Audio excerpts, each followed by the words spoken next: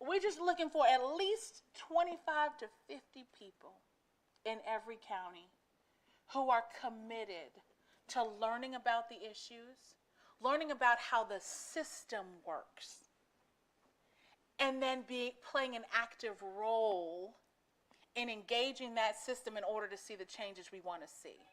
Because what I have found is that a lot of us vote, and then we just leave our elected officials to do their job. And we don't ever talk to them. We don't ever see them. We don't even know who to talk to for what issues we have. I know that if I hired my team, I talk to them every week, multiple times a week, just to make sure that we're on the same page. I couldn't imagine just leaving them for 4 years, 6 years, 2 years to do a job that they promised me that they were going to do. We have to hold them accountable. This is an active relationship. So the work that we do is making sure that people know how the system works. And to do that, we do workshops, we have programming, we have opportunities for engagement. And so there's a lot of ways that we're ensuring that you're knowledgeable about what's going on. You're knowledgeable about how to put these pieces together and where things go so that we don't get disillusioned. That's the intent, is that the system gets so complex that we don't engage with it. We get disillusioned and we say, oh, it doesn't work anyway, so we're not going to participate. But half the time it doesn't work because we're not even active in it. So it's really making sure of that. And not only are we talking to the adults in the room, but we do the work so that young people, even before they can vote, can be actively participating in making change. So often we tell them, you are the future, use your voice to change the world, but we don't give them the practical step-by-step of how to do that. Our programming does. In fact, some of our youth have said just that. Everybody always told me I could use my voice to make a difference. Well, now I know how to do it, And so that's some of the work that we do, is to make sure that we're not just saying things that sound good, but that our young people are equipped to make the changes they want to see from now. Because the system is such as that they're already hitting the streets to protest. And a lot of them are walking away from a protest saying, well, next week we're going to be protesting again. Why do we even bother? We just see the same thing all over again. Because they haven't realized that protest is just one part of the process. And so that's some of the work. I'm going to stop talking, and I'm going to show you a video, okay? And then I'll turn it over and let some of my team talk a little bit more. Let me make sure my audio is connected to the right place. And while she's doing that, what we want you to do is think of what are your questions so that you can think of how will I engage. And while she's doing that, she's going to show you a video. But I just want to say that as a teacher at Muhammad Schools, I used to take the students down to the Capitol all of the time with the ICM. And we engaged in a project once where for 3 years they went and talked with legislators, emailed them, wrote letters to them, had their parents do that. And they kept going back and forth with them because they were trying to change a law in Georgia.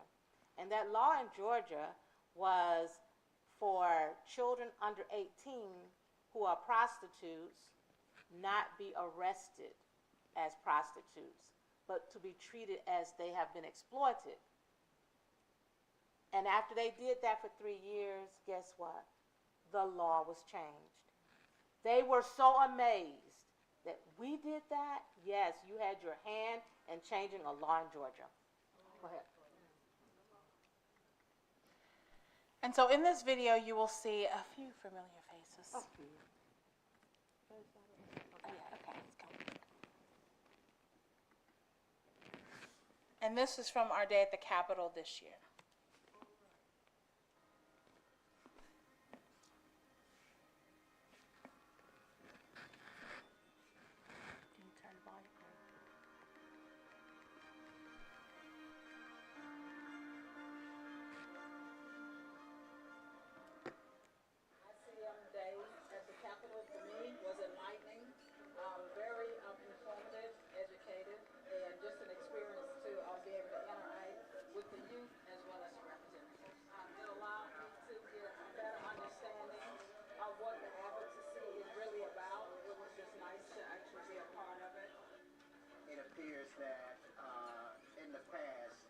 Perhaps adults have not done the best with our democracy and with our government. I truly believe that it is going to have to take a new generation and a new approach.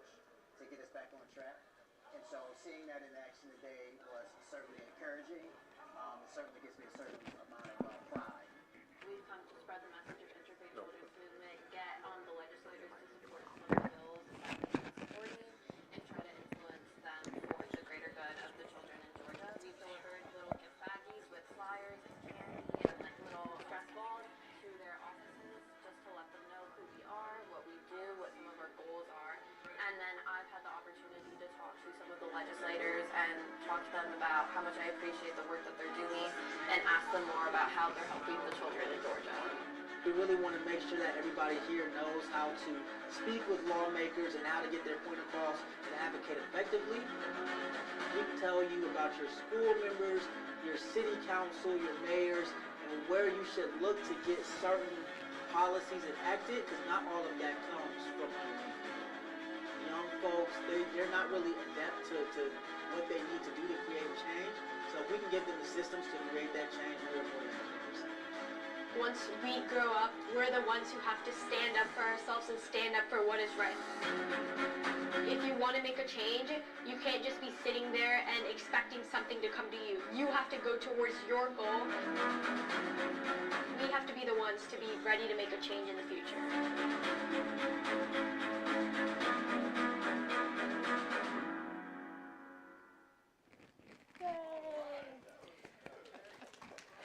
So that's one of our videos. I'm about to show you one more that is shows you a bit of the breadth of the movement and the history of it and how you can join up with it.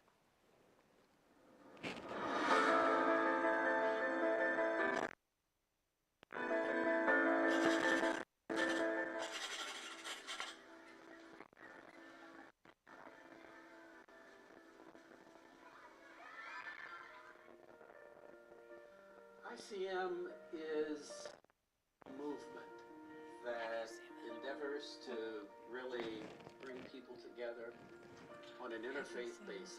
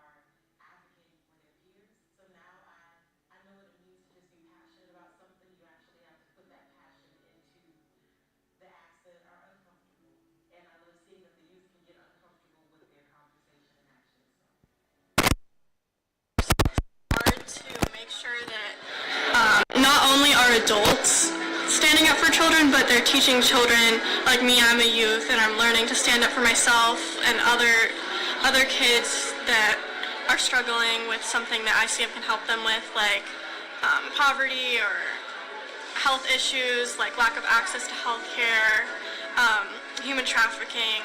I've learned so much about like the specific actions that we can take to make a change, because a lot of people want to make the world a better place but don't know how, and I think that my internship with ICM has really helped me figure out how to take those steps. For us, the state of Georgia really has dropped the ball, particularly because most faiths have a component directly geared toward making life better for children or stewarding children well or taking care of children. But what we're finding in Georgia is that we are ranking among the top states in the nation when it comes to religious diversity and population, but we rank among the bottom when it comes to how we treat our children, how we treat our families. And so child advocacy to me is tapping into our agency and making sure that we're filling in that differential and the disparity between our diversity and the disparity between how we're treating children. You'll often hear Georgia lawmakers talk about Georgia being a great place to do business. But when it comes to advocacy for children, I like to think a lot about what would it take to make Georgia a great place to have a family? What would it take to make this a great state to thrive? And that brings me to policies that support children's needs. Any people of any faith really come together around community and recognize that we aren't just living for ourselves, we are supporting each other and living in community so that we can work toward outcomes that benefit everyone. What they really need and what we can provide and what we do provide is like going upstream. You know, all these kids are falling in the river and we're pulling them out and giving them services. But what we really need to do, and what ICM does and needs to continue to do, is go up the river and see what is it that's causing them to fall in, and let's see if we can fix those things. And that's what doing law and policy changes does for, for children. And we are the voices that are going to help them get what they need. Coming into this, I didn't think like one voice could really make a change. ICM shaped my views and passions by opening my eyes to what I'm actually passionate about. And what ICM did is they said, okay, now let me show you the real scope in Georgia of what's actually happening. And they exposed us to individuals who are currently working to making change, activists, lobbyers, and the fact that it's a multicultural faith unit, we can bring in different cultures and different perspectives to all talk about an issue, to get their different sides, to get their stories and their individual perspectives, and then we can work to find a common solution together. That's what love looks like. That's what I think is demonstrated in Christian love. It's what I see at the heart of the Islamic community when they talk about the concept of ummah. In Judaism, we see it with the notion of tikkun olam and the restoration of creation through the loving of each other. Not only my faith that I grew up in, but the faith that I have come to develop in interactions with people of many faiths, they all say the same thing in that way. To really love the world is to love one another. My personal faith kind of demands that I show up. I think that each of us has a duty to help the people that we can help. I think it's part of our journey in life. If we all band together, there's an opportunity to make an incredible, incredible difference for the people here. I want children to have the opportunity to thrive, no matter where they live, who their parents are, what their income levels are, what their race is. I think that all children deserve a future and they deserve a present. And if you're going to put that faith in action, you have to be an advocate for children. And advocacy is a part, especially in this country, of making the world better for children.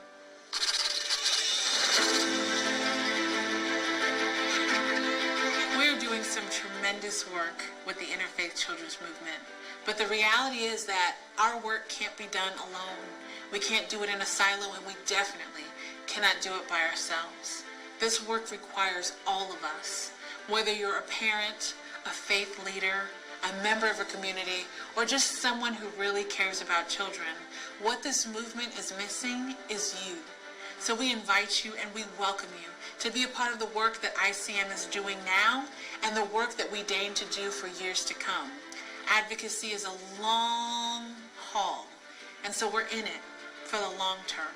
We hope that you will be willing to join us to participate in this movement and give of your time, your talent, your treasure, your network, your faith perspective, and even volunteer the use of your space.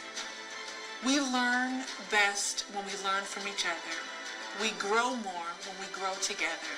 This movement means nothing without you, so we welcome you, we invite you, and we can't wait to have you with us.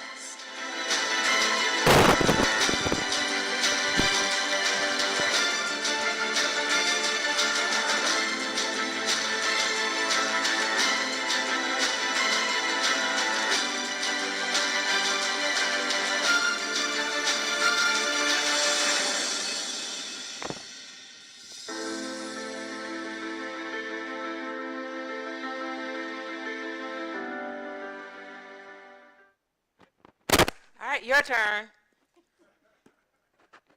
Questions, comments? Yes, ma'am. I think I'll hand it over to our program program director to talk more about that. Did you turn it on the pack? That makes a difference. All right, how about that? Nope. Whoa, now. We hear it. Volume? Okay. Well, I can actually project, but... You can use mine. Okay, yes. Thank you, sir. All right, thank you, everybody, and thank you, Sister, for your question. My name is Chris Ray Alexander. I'm the program director for Interfaith Children's Movement, and I do want to respond to your question.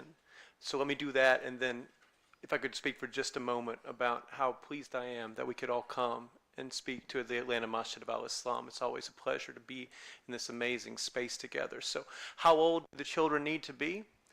We have programs that are designed for anyone who has ever been a child at any point. So it depends on the program that you're referring to. The activities that we have, for example, for our Have a Heart Party, incorporate people of all ages. So even if someone's not in a position yet to sign their name, although I know with the kind of school that we've got going on here, that's going to happen a lot earlier than in other places. But even if you're not educationally advanced, if you can color, if you can draw, you've got a place in this movement, because any kind of expression of creativity or care for children is going to be most welcome, and we'll find a place for that. Now, for one of the programs that's going on right now, which is kind of the centerpiece of our youth programming, that's our youth advocacy internship. That's for young people between the ages of 13 and 18.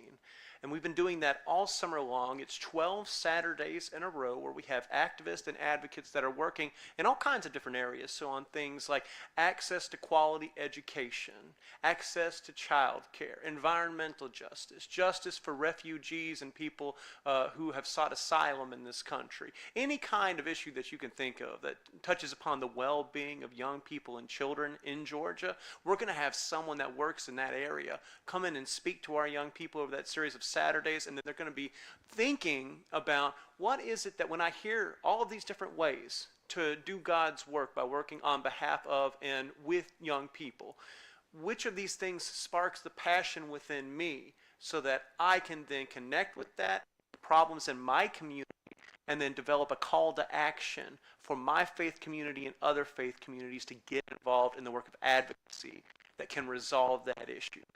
That's for young people ages 13 to 18, but we do have programs available for, as I said, everyone, because this is an intergenerational movement. And so that means we need absolutely every person. And that's why we want to welcome everyone. And I know y'all know about that because this is not the first time I've been in this space. And if I wanted to show somebody what welcome feels like, I would invite them to Atlanta Masjid of Al-Islam. So the thing I did want to mention is I see Brother Amari here. I see some sisters that I think were with us that day at the Capitol. I see Sister Astrid Ross. It's great to see you. Sister Nafisa, it's always a pleasure to see you as well, Brother Nassar. I want to just let you know that when you see young people from Muhammad schools in these videos, that's because they are exemplary leaders. And we're so glad to have their involvement and also to have them reaching out to other people their age to share those lessons, because we know the difference between a young person who is a leader and a young person who is not yet a leader is simply that. They haven't had the opportunity to teach themselves, to show themselves what God has given them the ability to be able to do. And so all of our programs are going to be built around that concept. How can we reveal, because we don't have to teach leadership, we just have to show that it's already within young people. They have the wealth of their faith traditions to teach them that. We want to give them opportunities to bring that out and show it to other people. And so the other program that I would emphasize, where you can really get a read on the scope of our programming, is our prayer celebration. Now that's going to be happening on September 8th, which is a Sunday. It'll be happening from 2:30 until 5:30. We're going to start off with a mocktail and tea tasting featuring the wonderful teas of Jayida Che. I'm sure some of y'all have heard of this fantastic company. And then we'll have a program from 3:30 to 5:30 where we're going to showcase all of the different programs that we do, and the young people that I just mentioned to you, our advocacy interns, are going to be running the show. So you'll get to meet all of them, and then two of them, they select among themselves. Two of them will come and provide their talks, their calls to action for all of our faith communities, focusing on issues that affect their communities, and then the Metro Atlanta community and the communities in the state of Georgia more broadly. So that's a really good place to find out all that we're about, and we invite you to check that out. If you are interested in getting a ticket, you can find one at icmgeorgia.org. That's our website. And I don't know if you had another slide for me, did you? Okay. So I just want to thank you again for this time to be here, this time to share with you, just as you have shared with us. And so whenever I have the chance to interact with the young people from this community, I say, Alhamdulillah, mashallah. And now the thing that I want to say is, can we all work together to make the world different? I think, inshallah, we can. So thank you again for having us. And if you have any questions whatsoever, please don't hesitate to reach out to me. I'll be happy to provide you with my information.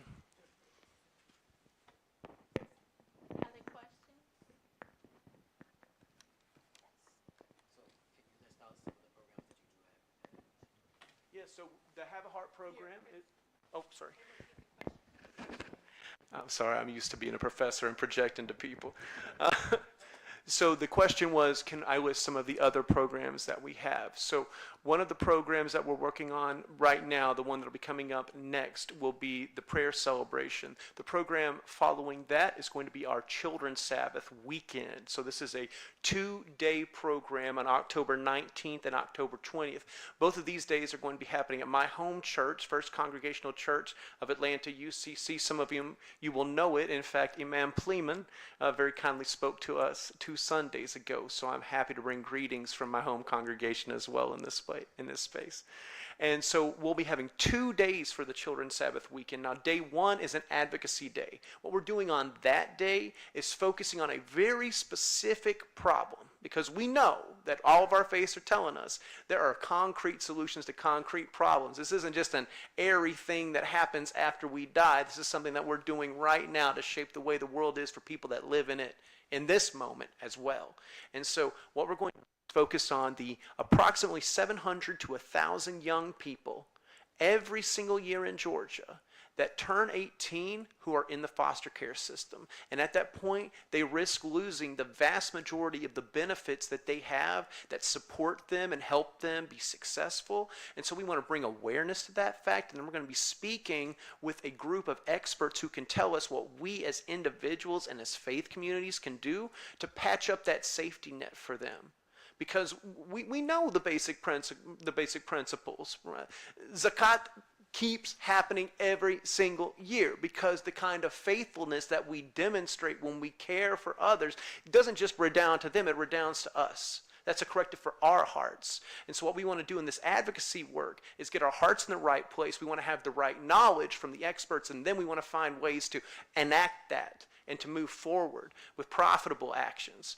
And so that's what we're going to be doing on that Saturday, and we're going to do it through a series of narrative workshops as well. So it's going to be a fantastic day. Anyone over the age of 6 will be able to participate in the main workshop, and we will have limited childcare availability as well. So if you go to our website very soon, there will be an RSVP for that, and you can check that out. Then we also have the next day, because I did say the weekend, on the Saturday as well, on the Sunday as well, we will gather for an Interfaith Children's Sabbath service. So at this service, which will also be happening at First Congregational Church, UCC, we're going to have faith leaders from several different faith traditions. We're going to have musical performances from different faith traditions. We're going to have speakers giving blessings and prayers. But the thing that's going to unite all of this, sister, I see you doing sicker over there, just like the beads on the tasbih, right?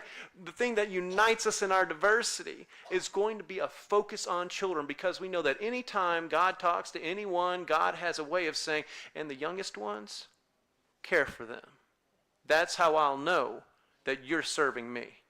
And so we're going to make sure that all of our faith leaders come together to give that show of unity, dare I say tawheed, around this issue specifically, around the care of children. And then following that, we're going to have an interfaith immersion. So we're going to go to Sixth Study Circle in Stone Mountain. And there we're going to participate in the end of their service. Some of the people present in this room went with us last year. We had a really good time. And then we're going to learn about what care of children looks like from a Sikh perspective as well. And so that's our program in October. We're going to have another program in December. That's our wrap-up, rollout, and rally. That's when we all get together to plan what we're going to do for next year, right? So we can come together around all the projects that we're going to have. And then there will be lots of things happening in 2025 as well, including pinwheel plantings to really bring focus to issues of child abuse and child neglect in Georgia and ways that we can go about preventing that. We're also currently working on a program called BRIC, which is Building Resilience Through Interfaith Contemplative Community. That's why it's BRIC. And that's going to be a chance for a select group of young people to get together and engage in different contemplative practices to build mental health resilience in ways that not only will strengthen them inside, but which will strengthen the bonds of community amongst them. That's why Muslims pray together, is what I hear. That's why it's encouraged to pray together, because when you do holy acts together in community, you build bonds of solidarity amongst yourselves that wouldn't happen if you stayed at home alone. And so we're going to be doing that as well. That's going to be a pilot program. If you're interested in that, you can let me know. And then we'll continue on throughout the year with another round of the youth advocacy internship and lots of other things. I don't want to put all my cards on the table right now, but needless to say, if you'd like to get involved, I've got many opportunities for you. And thank you for the question.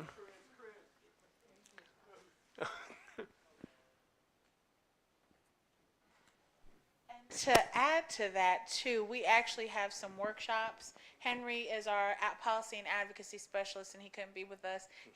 We have had a full day today, so he was with us for our previous faith community visit, but he had to, I believe it's his sister's birthday today, and I said, listen, I appreciate your presence, but we can hold it down so that you could be with family.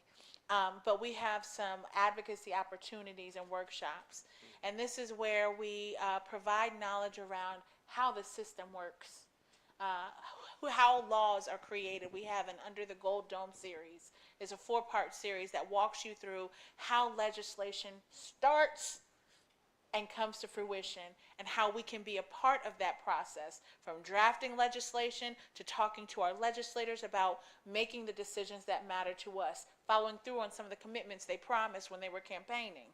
That's our direct contact with that.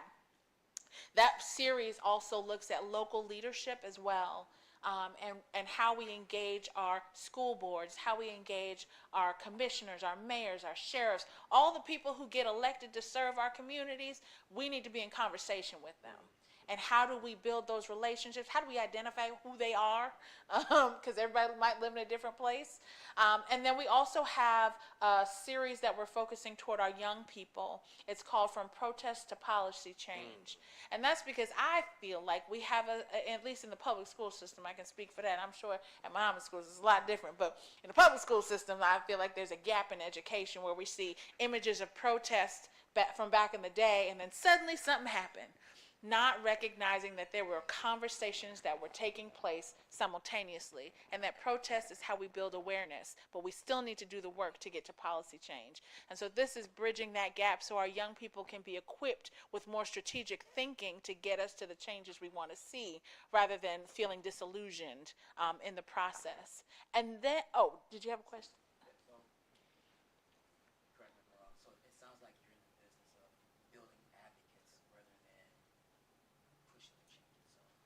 Well, part of it works two ways, right? So I hope that the advocates will follow through, but we know what Benjamin E. Mays says. He says there is no direct correlation between knowledge and goodness, no guarantee that when you train your mind, you train your heart, that the action will follow what you learn. Our goal is to equip advocates who can be able to have the conversations that are necessary, that can think strategically from beginning to end on how to implement and follow through in the processes. We hope, and we have legislative priorities every session that we're going for. There is legislation that we're a part of crafting in order to make sure that we see some of the changes that we want to see for child well-being.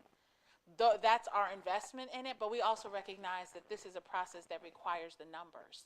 So we have to have, a body of people who are trained to advocate too, because it can't just be one of us. So it's a both-and question. We want the advocates, yes, and training people to be advocates, yes. And that also helps movement building too, because if there's only one leader, then you attack the one leader and the movement falls apart. But if many people know how to hold it down, it don't matter who you get, we're still coming for you, because we want to see that change.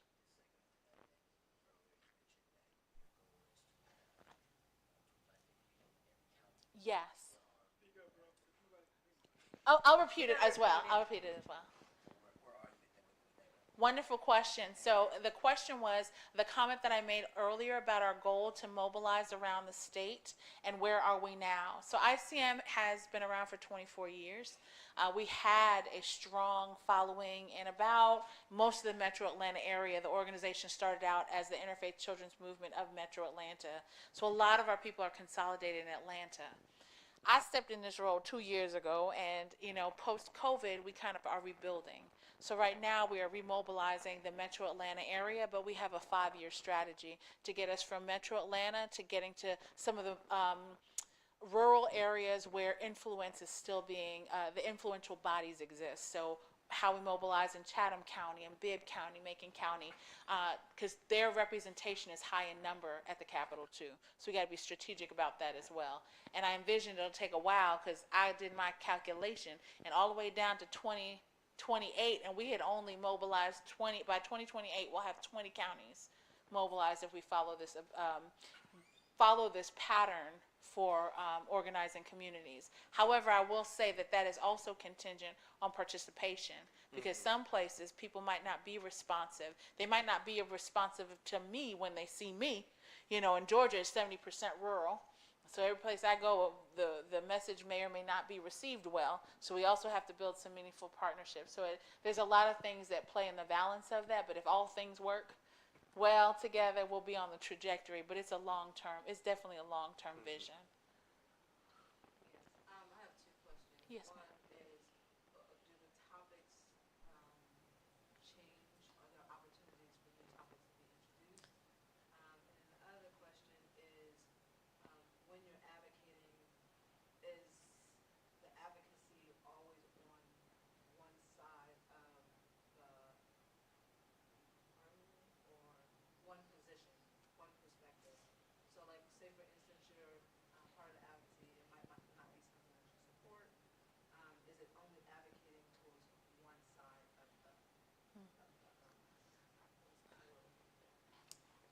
the issue? Great question. I love it. So the first question was opportunities in the issue areas. And so we have 4 focus areas of care as our movement. And this is what we believe comprises the life of a child. It's their total well-being, mind, body, spirit, space. It's the things that affect their socioeconomic existence, their education, their environment. And then we have care for child protection and safety. We have high levels of neglect, child abuse and neglect in our state, but how are we ensuring that our young people are safe, they're free from exploitation and harm? We're thinking about economic justice, housing justice, environmental justice, juvenile justice, immigrant and refugee support. We have care for caregivers, the parents, the support networks, whether it's biological or social. I raised my nephew, so I wasn't his birth mother, but I raised him, so I'm auntie mama. And so those kind of systems of parenting, foster, adoptive, etc. And then we have care for the future, the voice of the young people. So our priorities are geared in these areas, and it doesn't mean that it's the same every time. The way that advocacy works is it's strategic. So depending on what happens in an election, depending on what's happening in the world, some things may need an urgent body of support behind it. There's some things like we have been working on raise the age. Currently, you can convict 17-year-olds with adults in Georgia. We are one of 6 states in the country that don't have a budgetary allowance in the education budget for children in poverty. These are things that are long-standing. Every year we're going after the same thing. And if there's no progress made, and we still going to fight. You already know we're trying to raise the age on some of these things. And so those are some of the steadfast things that we work on. We recognize it takes a long time. But we're not closed off to new things that we find out about. We learned that and the FCC recently changed policy around how much it costs to speak to people who are incarcerated. And we were working on languaging and introducing bills around ensuring that parents who are incarcerated can speak to their children without cost, that they can still have communication with their family unit, because that's important. We didn't do that in the legislative session before, but it was made aware that this was an issue. So we remain nimble enough to adjust to the growing needs that happen in the world, but there are some things that we're steadfast. We want kids to be treated like children, and we want to be able to engage one another in ways that allow for us to address the current needs and long-term needs to ensure child well-being. To the point of where we stand on issues, or if we're hearing from multiple sides, I'm not sure if I'm understanding correctly, so I'll answer it. If I don't answer, you can tell me to say it again. But we have a saying that says, never always friends, never always enemies. And we recognize that sometimes because of the tenets of our faith, sometimes because of personal preference, sometimes because of our individual perspectives, we're not going to align on every single issue.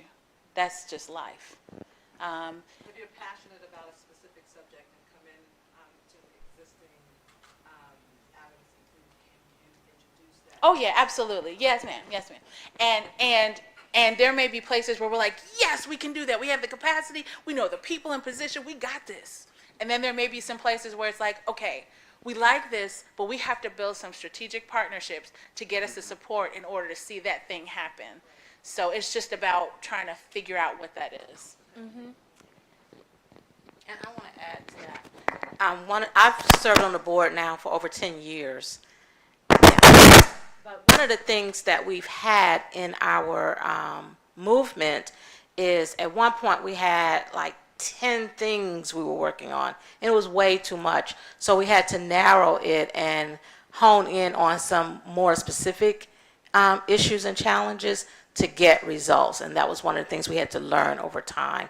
So we want to be careful about having too many things that we're working on. Other questions? Yes, sir. What's your funding? What is your funding already? Oh, great question. I love that question. So our funding, the question was, how are we funded? We are funded through a combination of grants and individual giving. And faith community giving. And so we don't currently require our congregations and faith partners to give a mandatory, dues, etc. But we do ask all of our partners to sponsor a table at our annual fundraising event, and then we do have opportunities throughout the year.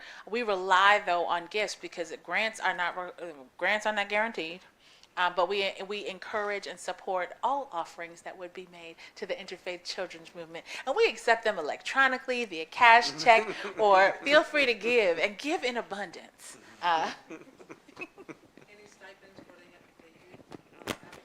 So wonderful question. This too speaks to our grants. So the first year we had our internship program was actually called the Social Justice Academy, and we got a grant. So that first year, those interns who made all the way through the program, they were given a stipend. In subsequent years, we haven't been able to do that because we haven't gotten that same level of grant funding, but we apply for it every year to try to get it. So it really is based on the resources that we get. However, if anyone feels generous online or in person and would like to help us to provide stipends for young people, because I believe in honoring the time and effort, we would love them. And just to clarify, the Youth Advocacy Internship is a cost-free program. So there is an application, but there is no charge to participate in it. All right. And we have the prayer celebration coming up. The Atlanta Masjid has a table, and Muhammad Schools has a table. And the Atlanta Masjid has paid for its table, so we need somebody to pay for the Muhammad Schools table, if there are any generous donors. A table is $1,000. It seats 12. And that is one of our major fundraisers for the organization. And as board members, we also have an obligation to make sure we are raising funds for the organization. Yes, ma'am. Wa alaikum assalam.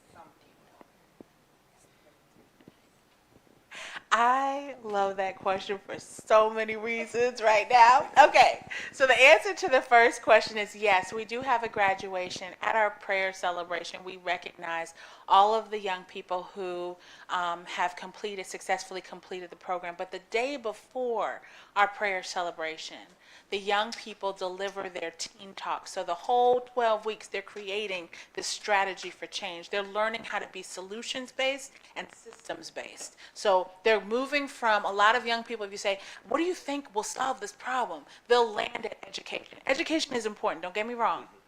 But education is not the end, because how many times have we heard someone tell us, now you knew better than that. It's because we know, but we may not do what we know to do. And so education is not the end, it's the beginning. It's good to know, but how do we move from knowledge to activity? So we get them to think about the structure. And so they create a strategy and they lay it out, and we model it kind of after the teen TED Talk model, where they engage research, so they include data about their issue. They include story, because that's a compelling piece of it. And then they include visuals, and they have a call to action on how they are proposing we impact or make a difference in a particular area. They deliver those teen talks the day before the prayer celebration, all of them.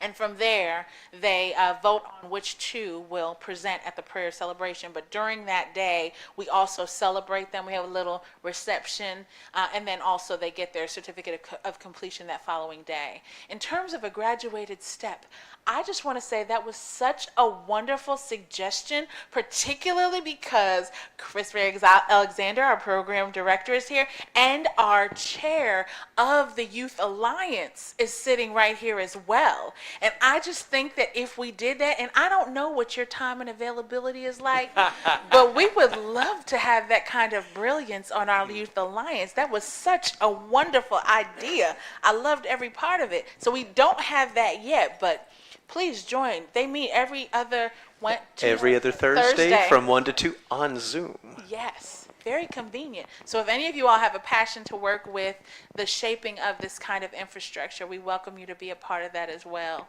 And then that's all I was going to say, because that was all that was asked. Okay. Any other questions? Yes. I don't really have a question, and I'm standing because as an educator, this is spoiler alert, but it's really not. Okay. Because everything that I've heard you say, and this is not from a selfish perspective, but it really, for real, is the reason that I'm here.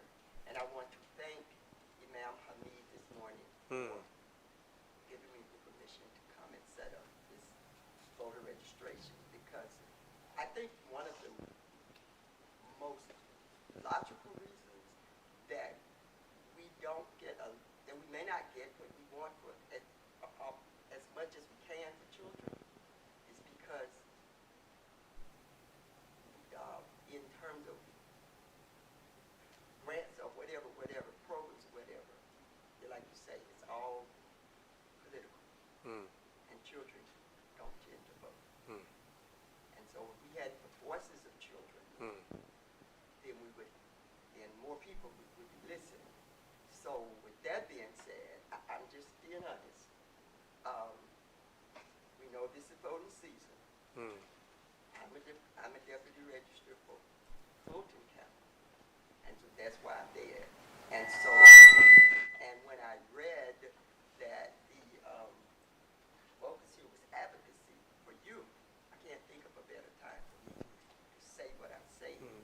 And then I saw your information about the program you're having on September the 8th, and I said, what a missed opportunity, because September the 7th, we know what that is. That's the deadline for anybody to register.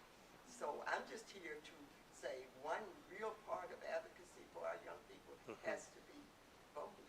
And so anybody wants to vote, wants to register, or you have young people at your house like I had, and they didn't really want to register, but they registered now because, they wanted me to be happy, and now they're happy that they registered. And sometimes what we have to do is we have to let our children know.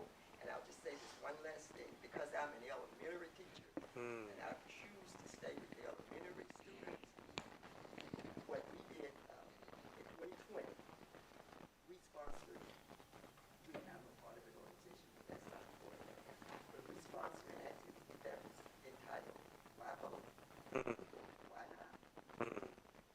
Elementary children were given the opportunity to do it, in a video. They could make a drawing, however they wanted to, and express why vote, why not. And you know what? It came out of our pockets. We decided this for it. And I have some of it on tape, but I'm most important in helping our children to learn at an early age that your voice through voting is what's going to help a lot of what needs to happen. So I'm going to be out there, sit down. Thank you. And I'll reiterate it for the people streaming in is vote and register for voting. And even if you think that you might not be able to vote, find out for sure, because the system is set up to keep people thinking that they can't vote. And they really can. So please be sure to do your due diligence so that we can participate in that. And because I'm program coordinator, I can't help but say focusing on the voices of children is something else that we're also doing throughout the year. And so if you're asking yourself that question, why vote?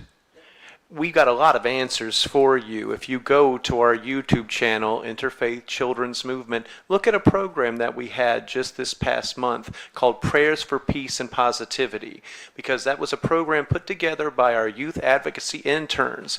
And what they did was offer their prayers and their hopes for the coming school year, including their prayers for the resources that they needed and for the votes that they needed to happen in the Legislative Assembly to make sure they have everything they need to succeed, and not just them, but every single child in Georgia. And they put together that program, and then we have another program like that called Blessings for Beloved Community, in which our many faith leaders participate and offer their hopes and their encouragement right before sine die, right when the heat needs to get cranked up on the people that have the power that we've given to them, to remind them where power comes from so that they make the right decisions right before the clock runs out, because God knows that they don't do it early. And so I would invite you to check out that program as well on our YouTube channel, and then also to consider how you can participate and your young people with their voices can participate in those programs, because they're annual, and I can't wait to have them come around this next year. And thank you for sharing, sister, as well.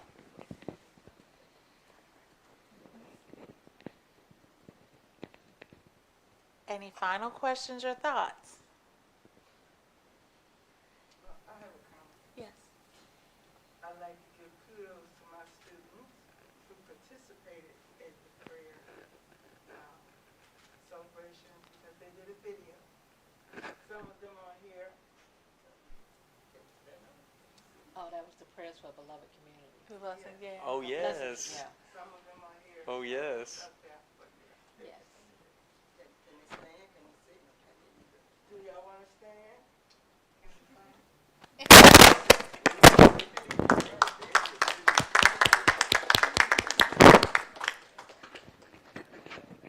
Well, we And inshallah, they will sign up for September. And Tuesday is the deadline for signing up for the Children's Sabbath weekend, if anybody wants to volunteer for that. Extra credit. Well, we are so thankful. Leslie, okay, yeah, Leslie is our quiet one, but ironically, she is our outreach and engagement coordinator. But she has allowed us to do a lot of the speaking today. Leslie, do you want to say anything? I mean, they've already partnered, so a lot of her work is about partnerships, but. Hi everyone, my name is Leslie Morrow, and I'm the Outreach and Engagement Specialist for Interfaith Children's Movement. I actually am about to complete my first full year with ICM in September, so I'm excited for that, but I'm also excited to be back at the masjid, because I did come, Cornell West was speaking, and we had the opportunity of coming, and my goodness, this place was so full that day. It was so hard to even park. I had to go across the street and everything. But I just wanted to give you guys a reiteration of how you can be a part of the movement. We have 6 different ways. One of the big ones is sharing your time. So we rely heavily on volunteers, and these are volunteers that can commit short-term or long-term. We have year-long volunteer opportunities, and we'd be more than excited to have you guys a part of that. And we also have sharing your talent. Of course, everybody has different talents in this room, and we would love for you to include that in any of our projects, any of our coalitions. Honestly, we'd be grateful to have you guys. And sharing your treasure, as Cassandra mentioned, we rely heavily on grants, but also individual donors. But of course, this isn't the only way to be a part of the movement. And we also have sharing your network, which Quran has been very heavy on this. She is so, she's always connecting us with different organizations, different networks, and the masjid being, I believe, one of the first, and Muhammad schools. And sharing your faith perspective, as Quran did today. And the students, they shared their perspective on what their faith means and how children belong in their faith and how we respect the children in our faith. And sharing your space. We are located at Central UCC, 2676 Claremont Road, and they gave us the opportunity to have our office there, because we were in a different location. But since they shared their space, we were able to have our office there now. And we're honestly really nearby the masjid. I think it's maybe 7 minutes? No, today we were at a different church. I think we're 10 to 15 minutes. Yeah, not too far. Yeah, we're really close nearby. And we'd love to share spaces for meetings, coalition meetings, partnerships, events. Honestly, anything, we'd be grateful for it. Thanks, Leslie. And with that, I say thank you to all of you, and I hope to see you again. We have sign-up sheets, so please don't go away without keeping in touch. And I look forward to working together and to seeing what beautiful things we can do together to help children and families in our state. God bless. And I offer my thank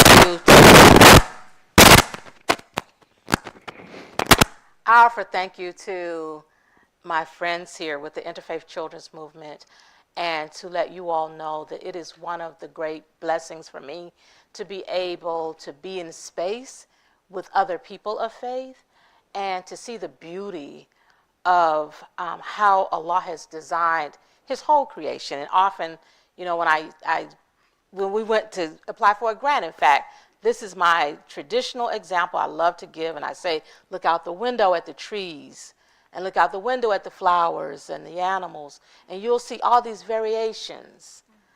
And that is a testament that there is one creator that loves diversity. When you look and see that one creator doesn't love just daisies or roses or the yellow flower over the purple flower, the lilies. That creator loves the beauty of that variation. And that is why that creator has given us a line of religions, a line of prophets, a line of books. And when you follow it, you can see it stands to reason that we should all be different. And he tells us that in the Quran, in Surah 49, Ayat 13, that he has made us different, that we may get to know one another. So I love this work with the Interfaith Children's Movement, and I think it's important for us to start at the grassroots, our children, teaching them about advocacy and this work with all of Allah's people and the work protecting our children and our families. So thank you so much for being here. I pray that somebody in here or out there was moved to get involved with the Interfaith Children's Movement. You got it up there, great. So you can definitely follow us and be with us on our social media, Facebook, Instagram, and Twitter. Now X, that's right, you're right. The other thing I wanted you to do was, when you get an opportunity, to go to our website, icmgeorgia.org. When you go there, type in your address, and you can find out who your legislative representatives are, their contact information, and begin the process, that individual process of connecting with your legislators, so that it's not just people you vote for and collapse, that's the end. Now you're making that connection, and I think it's very important for us to do that. I thank you very much for being here with us. With that, we're going to close with dua and bid farewell, but it is not forever because we have a lot of work to do together. Bismillahirrahmanirrahim. Wa asr. Inna insana lafi khusr. Illa alladhina amanu wa amanu salihat. Wa tawasaw bil haqqi wa tawasaw bis sabr. By the token of time through the ages, surely man is at loss, except those who endure with patience and constancy, and they remember Allah much. Ameen.